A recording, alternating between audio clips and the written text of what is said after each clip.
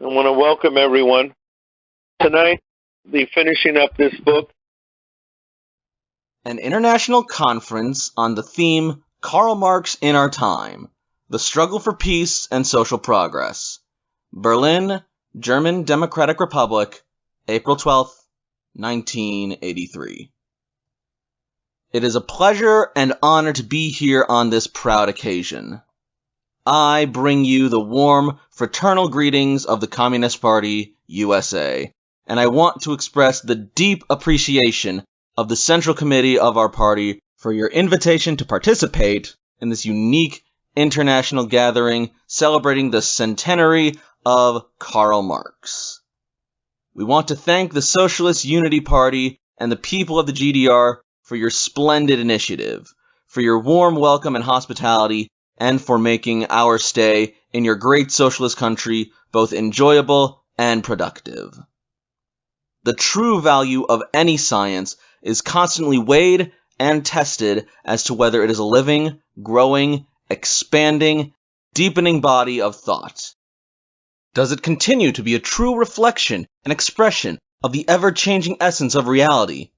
In the deepest sense, the revolutionary science to which Karl Marx gave birth, that Friedrich Engels enlarged, and Vladimir I. Lenin so creatively extended and developed, meets the most critical test of a science for our lives and times. Because the class struggle is the eye of the hurricane created by class-divided society, it is no surprise, therefore, that the struggle between the two main classes even determines how the centenary year of Karl Marx is being observed. As is to be expected, one class is commemorating and the other is commiserating about the life and work of Karl Marx, expressing the viewpoints of their opposite class interests. One class sees Marx as its great liberator, who gave it the weapons for victorious class struggle. The other sees him as public enemy number one. As the date of the Marx centenary anniversary approached, monopoly mouthpieces in the United States began pouring out scathing scandal stories about Karl Marx. Big business and government spokesmen began wailing and flailing that the specter of Marx still stalks the capitalist world. Speaking for U.S. monopoly capital, President Ronald Reagan is leading the pack of ideological hyenas. He took to the stump and the pulpit to denounce, to slander, to lie and vilify, most of all, to try to bury the specter that is more than ever haunting the corporate boardrooms, the executive suites on Wall Street, the editorial offices of the newspapers, the newsrooms of radio and TV. We are marking the centenary of Marx's passing, but it seems that U.S. monopoly capital is lamenting the living Marx, who they hate and fear because he is more alive today than 100 years ago. Reagan, with no earthly, reasonable arguments to defend his insane doomsday policies, and devoid of any intelligent or even logical-sounding charges against Marxism-Leninism and real socialism, has taken the road of last resort. It is the road of all political and ideological scoundrels and charlatans. It is the big lie hoax to hoodwink people on emotional and religious levels. Reagan has declared an all-out, hell and brimstone holy war against Marxism-Leninism and existing socialism. Hypocritically and demagogically, Reagan has evangelically proclaimed that Marxism-Leninism is the root of all sin and evil in the world, that the Soviet Union and the other socialist countries are the focus of evil in the modern world, that they are evil empires. Reagan has embarked on an anti-communist crusade with the fanaticism of an inquisition, with libellous litanies couched in Cold War overtones. Reagan is attempting to cover up his policies of all-out imperialist aggression, nuclear confrontation, and nuclear superiority. He is criminally gambling with the lives of the whole human family and the world, all in the name of God. standing history on its head, truth upside down, whistling in the capitalist graveyard, Reagan has pronounced that communism is another sad, bizarre chapter in human history. Under the spell of this conjured-up anti-communist obsession, Reagan rants that the capitalist world can meet the present challenge only if it has as much faith in God as the communists have faith in man. If Karl Marx were here with us today, he would have given an appreciative chuckle and replied, "Yes, nothing that is human is alien to me."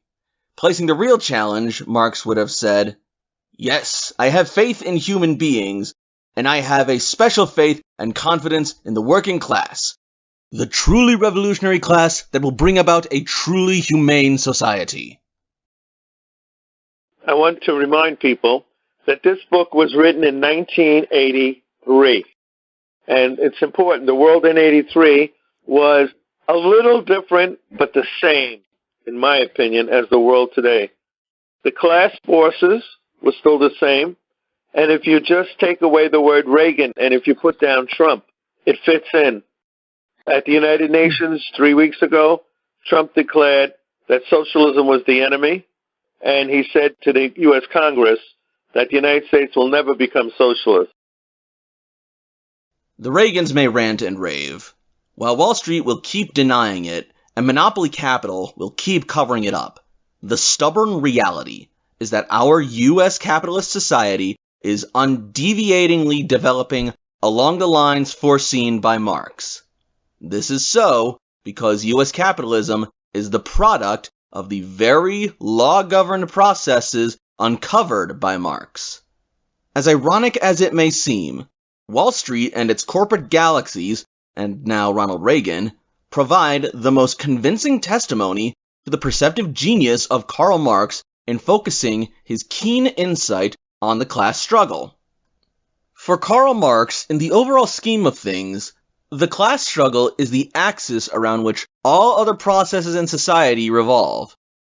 The class struggle in the socioeconomic sphere can be linked to the critical mass in nature which influences everything and is, in turn, influenced by everything.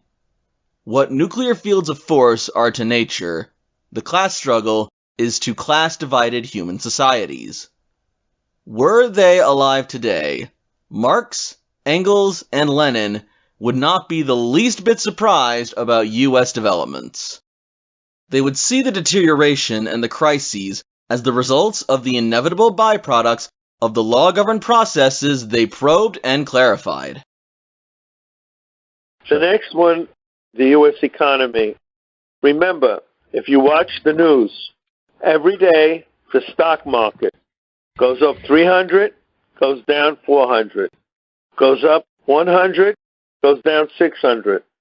This is in 1983 this was written. As we're reading this, think about what I just said. It shows you that capitalism, as one of the comrades said before, has never changes. It constantly goes in cycles, and eventually the cycles will stop. Thank you.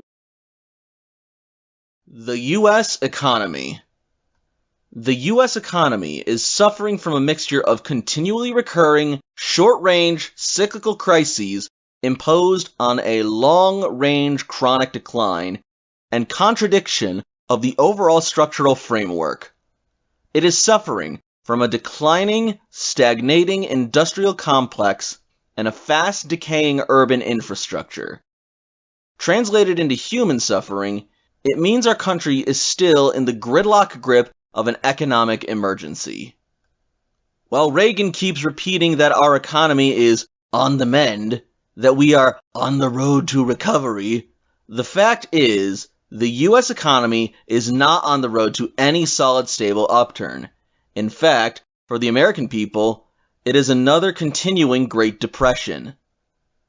As hard-won economic cushions like unemployment, welfare, and Social Security checks run out, millions are being thrown into the streets, on soup lines, and in shelters for the homeless and hungry. 30 million of our people are partially or totally jobless. 4 million Americans have literally taken to the road in a fruitless search for work. Soup lines and shelters are forced to turn away more hungry and homeless people than they can care for. Whole towns and sections of cities have become economic disaster areas, while industrial plants continue to shut down and move out. Basic smokestack industries are sick and literally dying. Joblessness is causing people to lose their homes, their cars, their farms, their personal possessions, and increasingly their sanity and their lives. Corporate poisoning of the environment, of homes, rivers, and lakes is adding frightening hardships and serious health hazards to the economic burdens. 1 out of every 5 children goes to sleep hungry. Malnutrition and infant mortality are on the rise. In some economically depressed cities, the infant mortality rate is on the same level as Honduras, one of the poorest countries in the world. Basic services such as education, health, and childcare have been cut to the bone. Programs such as Social Security are being crippled, while expenditures for nuclear and other weapons of mass destruction are rising by $2 trillion every 5 years. These anti-human developments are fully in keeping with the capitalist pattern so brilliantly exposed and laid out by Marx, Engels, and Lenin. The next paragraph is something called state monopoly capitalism. I don't know if many people have heard that term before. State monopoly capitalism. In keeping with Lenin's far-reaching projections of state monopoly capitalism, the U.S. government increasingly becomes the crushing arm of big business. The state more and more directly controls and dominates society in every area of life in their own selfish interests, in their mad drive for maximum corporate profits. Here again, the United States is a showcase example of how the state becomes directly involved in the attempt to overcome the special effects of the general crisis of world capitalism, which Lenin so clearly explained. The ever-deepening general economic, political, social, and moral crisis we are going through is not momentary. It is a chronic condition which is the direct result of the long-range, decaying, structural crisis of capitalism. The decline and contradiction of capitalism is the product of an inborn, fixed, and law-governed inevitable process. U.S. developments have followed the classical model Karl Marx projected: high employment, widespread poverty, emergence and rise of huge industrial monopolies, the financial galaxies and conglomerates that now dominate, exploit, and control every area of life in the United States. U.S. capitalism is suffering from the processes that Lenin so aptly called the law of uneven development of capitalism. Let's stop right there. If anybody has any questions. I have personal experience with Reaganomics and the crisis of capitalism. I was born in 1993, basically the height and end of Reaganomics in America as I know it. And I remember from stories about how this personally affected my family. My father owned a small sporting goods store in the Capital District, and because of the economic situation of the time caused by Reaganomics, he had to close. And the only thing I remember is my family basically not having a Christmas that year. This was the case for many families in America. Thank you, comrade. That's very interesting. I saw that Gus mentions the uneven development of capitalism, and I see that term used a lot. Could I have a quick clarification as to what that is? Basically, in the socialist development, it's more even, stable. In the capitalist development, somebody connected here who knows this guy here and has a friend here in the government, they're going to get ahead of everybody. That's what he means. It's kind of like a jungle. You could also argue that's not really how it is, because it is controlled to a certain extent, as we mentioned, by this corruption. Capitalism is very uneven. it's so unstable that every 10 years there is a recession or depression. And I think how we win and open more eyes is by pointing this out, is that if we point out people are having to delay their lives because of the system that is easily replaceable with a socialist movement, then we can win power. And I'd also like to reiterate what the comrade before me said about England expanding. Ever so often, after capitalism is fully created in a country, they expand. It's imperialism. We know it's tied to it. England did it, and the U.S. has done it in many different ways. And if we point out that imperialism and war and death is tied to capitalism, all in the name of profits for a few, then I think we can win power. And it's important to note it is very uneven, that people are having to delay their lives because of this terrible system. Thank you, comrade. Marx's wise counsel that labor cannot emancipate itself in the white skin, or in the black skin it is branded, has the power of a law for the class struggle, for the struggle against racism, and the relationship between them. Because the working class is the only true revolutionary class, it is the key component in all fields of struggle. Increasingly, it is becoming the decisive force in the struggle for democracy. The growing and maturing class consciousness of the working class becomes a critical factor in the struggles for all democratic rights and all bourgeois ideological currents, including racism and chauvinism. Karl Marx is right on target today because the inner laws of socio-economic processes he revealed are as operative today as they were 100 years ago. For us in the belly of the beast, the class struggle, the monopoly drive for maximum profits, the recurring economic crises, the deepening general crisis, the inevitable objective processes that move history towards socialism and national liberation are law-propelled processes. They are just as valid today as they were in the days of Karl Marx.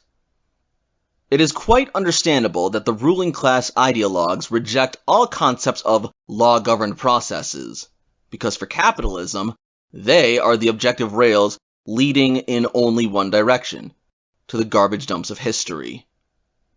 It is a little more difficult, however, to understand why individuals, movements, and organizations which profess to oppose capitalism also persist in ignoring this basic law-governed reality, or opportunistically cover it up. Each time this happens, it is a rejection of the objective laws Marx first revealed. The next thing is opportunism. Opportunism. Near the end of the Second World War, our party fought a painful bout with opportunism that was directed at the basic concepts of Marxism-Leninism. Browderism did not openly reject the laws of capitalism, which Marx discovered. Browder said only that they did not apply to U.S. capitalism.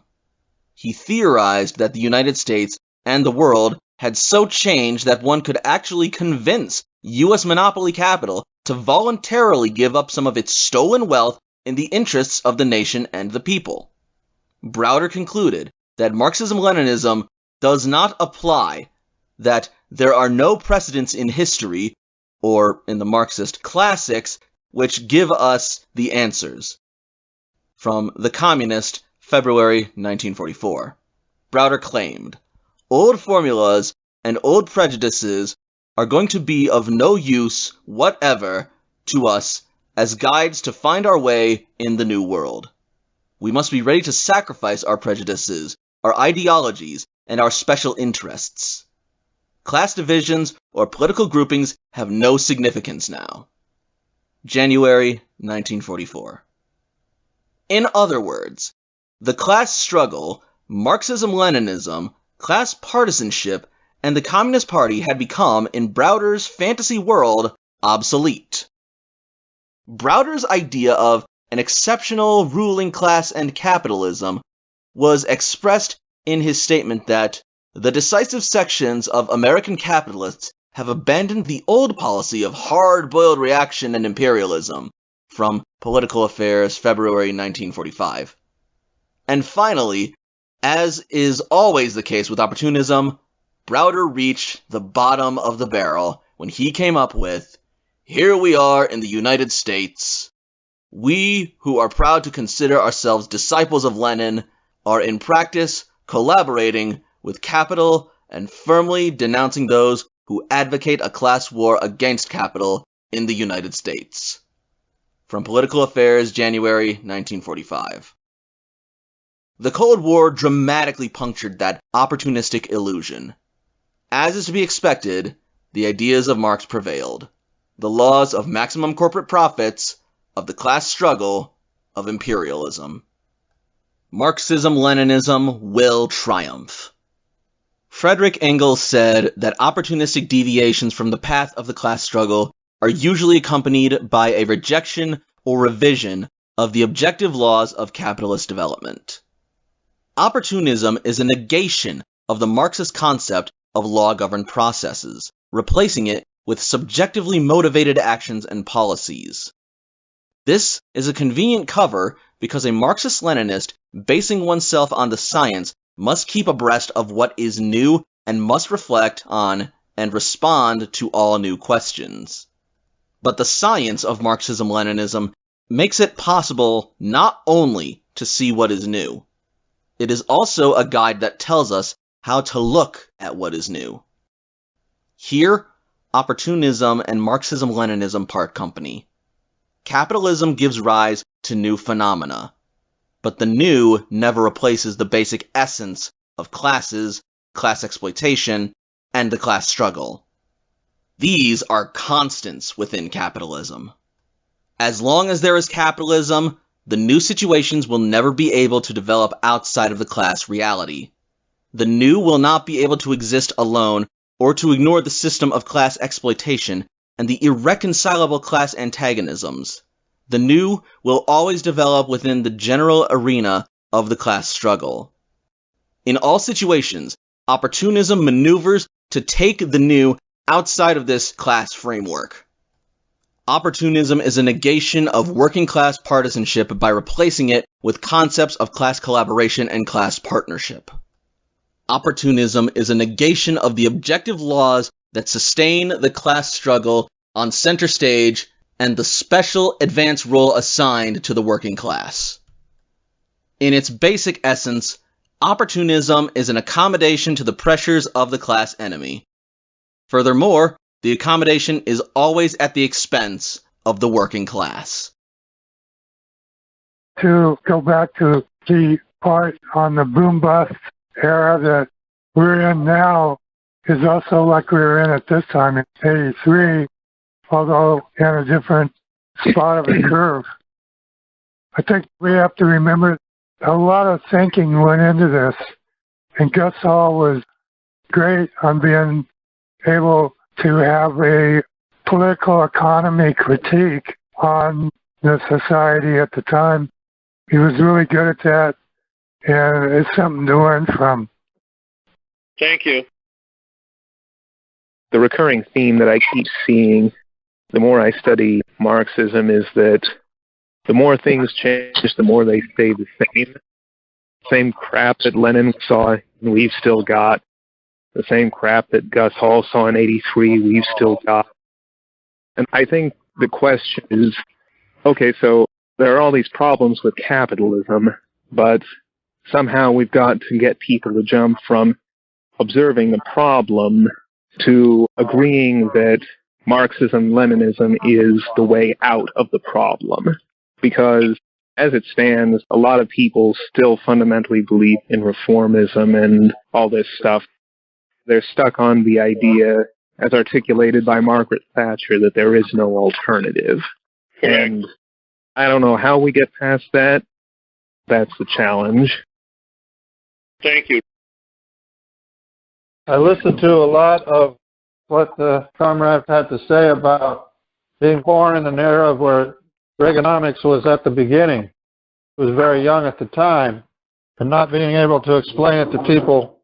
And I have similar experience because I was born after the Korean War, which was not really a war. I had my reasons, but try to explain that to somebody why you were not for police action in Korea when you're 10 years old is very interesting. Thank you. A lot of people on here have the misconception that if we merely inform people about what we've discussed, that they will immediately become socialists. And this is wishful thinking. It's important to understand that if it were that easy, it would have already been done. You must conceive the levels of propaganda and false class consciousness that this country has been steeped. As for the subject matter, I can definitely see the parallels. And it's a very important discussion to be had, especially considering the presence of artificial echo chambers of debate created by the media and monopolized corporations. And that definitely serves as a powerful tool to outline to young communists the hypocrisy and unspoken contradictions of capitalism.